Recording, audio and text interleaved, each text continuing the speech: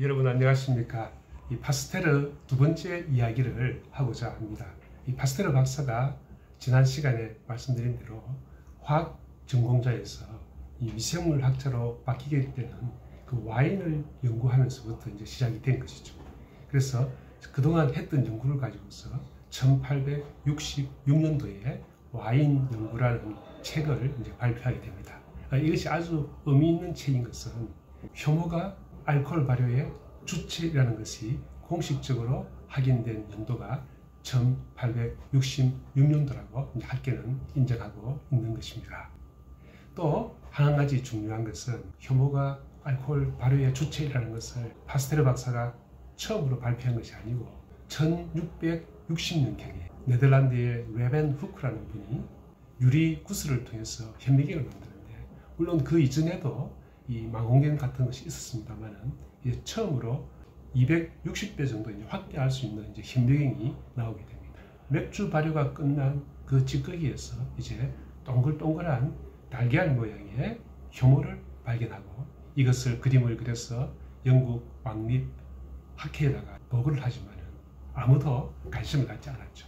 그러니까 근 200년 정도 이 효모의 존재를 아무도 관심을 안 가진 것이죠. 또 한 가지 중요한 것은 지금까지 모든 알코올이 바뀌는 것은 단순한 화학 반응으로서 일어나는 것이다 했는데, 이제 이 책을 통해서 그 물질 대사라는 것도 공식적으로 확인된 연도입니다. 그래서 그 와인 연구 1866년도가 의미가 있는 것입니다.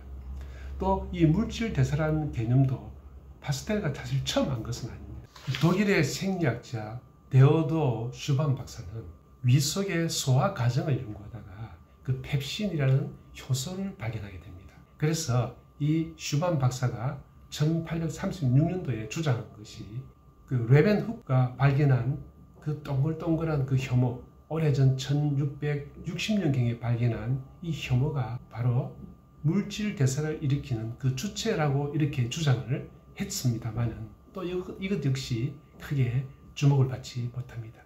그래서 30년 뒤인 1866년도 와인 연구를 통해서 바로 이 물질 대사, 발효는 미생물이 일으키는 물질 대사라는 것을 처음으로 공식적으로 확인한 연도가 또 1866년도 파스테르의 업적인 것입니다. 한 사람의 위대한 과학자, 위대한 영웅이 나오기까지는 자세히 보니까 그 조금조금한 연구들이 다 있었는데 그 시대에 미처 주목을 하지 못했던 것이죠. 또 너무 앞서갔던 그런 연구들이 미처 주목을 받지 못하고 활용 점정을 하듯이 이 파스테르가 완성을 했던 것이 바로 와인 연구라는 책의 의미가 되기도 합니다. 네, 이 파스테르 박사가 와인만 연구한 것이 아니고 또 프랑스의 그 실크 산업을 발달되었었는데 이 양잠업을 하는 업자들이 누에병이 자꾸 생기는 것이죠. 그 잔아리병이라고 해서 누에가 자꾸 죽어나가는 병인데요. 이것도 역시 파스테르가 해결을 하게 됩니다. 이제 미생물에 대한 개념이 자꾸만 확대되면서 이 잔아리병, 이 누에에 미생물이 감염되어서 죽어난다는 것을 처음으로 알게 되고, 이건 역시 또 해결책을 제시하면서 이 파스테르 박사가 양잠업에 또 아주 상당한 기여를 하게 됩니다. 또 당시 1861년도 자연 발생설 비판이라는 책을 출판하게 되는데요.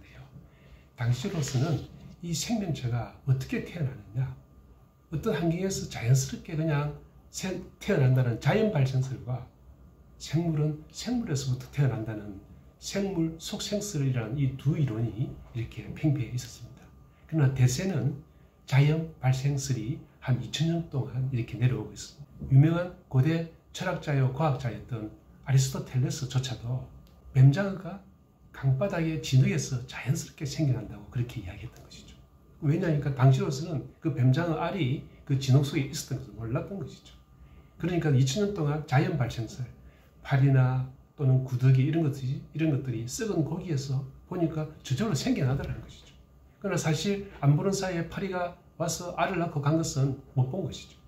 이러한 자연 발생설이 지배적이었는데 이제 그 논쟁을 잠재운 파스테르의 천재적인 백조목 플라스크 실험이 나오게 됩니다. 그림에 보시는 바와 같이 이 백조목 플라스크를 만들고 그 안에 이제 고기 국물을 넣어놓고 가열을 하게 됩니다. 가열하니까 이 100.5 플라스크, 공기는 통과하지만은 이 100.5 구번관을 통과할 때 이 먼지에 있는 그 미생물은 통과를 하지 못하고 목에 걸리게 되는 것이죠. 그렇게 해서 공기는 들어가되 미생물은 들어가지 못하니까 상하지 않고 오래 있더라는 것입니다. 그러나 그 100.5 플라스크가 아닌 일반 플라스크에 공기가 들어가고 먼지가 들어갈 수 있는 환경에서는 금방 고기 국물이 상하더라는 것을 증명함으로써 자연 발생설이 아니고 생물 속생설이라는 사실을 이제 이 실험을 통해서 증명하게 됩니다. 이것이 바로 그 유명한 100.5 플라스크 실험입니다. 이렇게 해서 미생물에 관한 여러 지식들을 그 시대에 논쟁이 되고 있는 것들을 다 정리하는 그런 과정들을 볼 수가 있습니다.